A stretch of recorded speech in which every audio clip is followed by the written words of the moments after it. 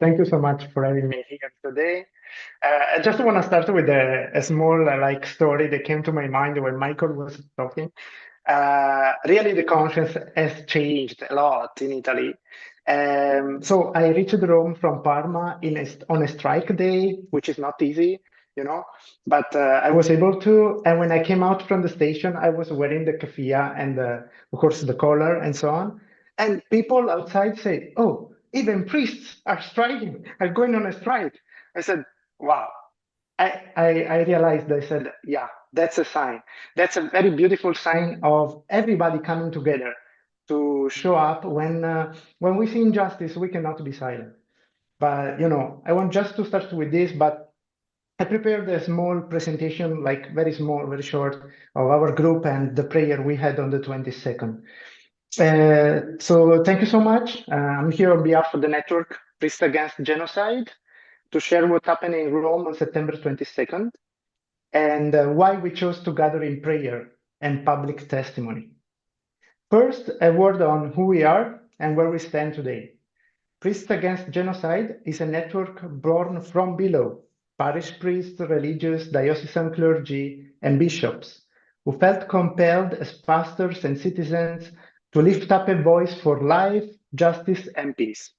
As of today, our public statement has been signed by more than 1,700 clergy from 51 countries, including one cardinal and 19 bishops.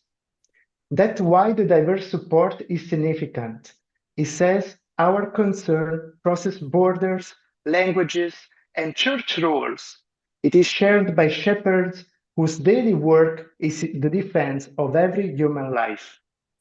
Now, about the date, on 22nd, our vigil was scheduled for Monday, September 22nd, for a precise reason. It stood on the threshold of the United Nations General Assembly sessions beginning September 23rd. We wanted to place our prayer, our most distinct contribution as clergy, in the same global horizon where nations deliberate on war, justice, and peace. I want to say this clearly. Our date was not chosen in response to the general strike. It coincided with other mobilization, but our intention and our calendar were tied to the UN agenda, not to the strike. We came not to escalate tensions, but to widen the space for conscience. What did we do in Rome? We began in the Church of Sant'Andrea al Quirinale for a time of prayer. They wove together 5 languages: Italian, English, French, Spanish, and Arabic, which is the language in which Palestinian people pray, Christian Palestinian people. Because the suffering we carry in our hearts speaks many tongues. The liturgy was enriched by music, was not a rally, not a spectacle, but an earnest act of faith before God and human family. From there, we moved into the streets in a simple procession, carrying drawings by the artist Gianluca Costantini titled "Christ Died in Gaza." Images that echo the gospel's sober question: when I was hungry, thirsty, a stranger, did you see me? That's the final judgment. We paused the significant civic places, prayed, read poems and testimonies from Palestine, and concluded in the public square on Montecitorio. And we know it's the Camera Deputati in Montecitorio. It was prayer in public, not a performance, an invitation to remember the human faces behind the headlines. Palestinians are not numbers, there are stories behind them. And we wanted to ask for peace that is strong enough to be just. Why a vigil and why as a priest? Because our first language as priests is love according to the gospel. We did not speak as partisans, we spoke as pastors. We believe with Pope Francis that war is always a defeat for humanity and for hope, and that the work of peace requires truth telling about every victim and every perpetrator.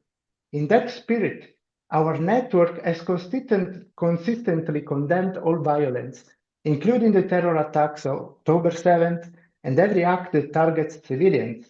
And we have raised our voices with particular urgency about the ongoing devastation and genocide in Gaza. where the disproportionate use of force and the mass death of innocents cry out for justice. To say this is not to be against people, it is to be unconditionally for every human life, Israeli and Palestinian alike. This is the moral grammar we carry into the public square. Let me underline what our network asks, always as a matter of conscience and law, not party politics. We ask for the protection of civilians and for respect of international humanitarian law. We ask for the honest application of the principles of our own constitution upholds and for our country's alignment with international commitments that prohibit arming those who commit crimes against civilians. Before we said that Italy, arms Israel. We ask for independent investigation into all atrocities before and after October 7. It didn't start on October 7. Because reconciliation without truth is fragile, and peace without justice is shallow. These are not noble demands, they are the minimum that dignity and law require. Some will say, if you wish to pray, why do it publicly? Why on a day of protests? I understand the question. We chose public prayer because there are moments when the sacred duty of intercession must be visible, audible, and shared. In time of scandalous suffering, faith cannot be confined to sacristies. Our presence in the streets was a way to say that the church belongs in places where life is threatened and the hope is thin. We did not chant slogans, we proclaimed lament and hope and told the stories of Palestinian people. We did not trade in outrage, we entrusted our sorrow to God and appealed to the conscience of our nations. Others will ask, what difference does prayer make? Why to pray, right? Go in the street and just, be with other people protesting, right? I'll answer in two ways. First, prayer changes us. It disarms the heart, makes us more honest about our complicity, and steadies our courage to act. Second, prayer, when united to truth and concrete choices, can shift the atmosphere in which public decisions are made. The faces we carried, the names we spoke, the silence we kept, these are not theatrics. They are a way to insist that policymaking remember its first principle. Every life is precious. Now, also Palestinian life is precious. It must be defended. And that is why our vigil was framed by three verbs: to pray, to witness, and to act. To pray for the end of the genocide of the Palestinian people and the mass killing, for the release of hostages and all civilians unlawfully detained.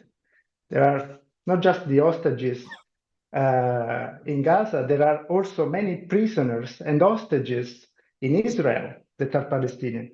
For leaders who will risk the hard work of negotiation, to witness in our parishes and dioceses by teaching, by interfaith cooperation, by pastoral care that refuses both anti-Semitism and every dehumanization of Palestinians.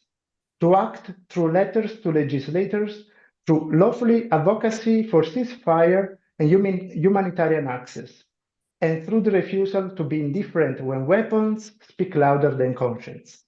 These are the commitments we set for ourselves as a network, and they are open to every person of goodwill. Let me close by returning to the image we carried. Christ died in Gaza. It is a stark sentence, and some find it provocative, but for us, it names a truth at the heart of our faith. Christ identifies himself with the crucified of history. Wherever the innocent suffer, Jesus is there. Jesus is in the Palestinian people. If that is true, then our prayer is not withdrawal, it is participation. Standing beside the wounded, refusing to avert our eyes, asking God to make us instrument of a peace that is disarmed and disarming, strong enough to stop the killing and humble enough to heal. And I conclude. September 22nd in Rome was a beginning, not an end.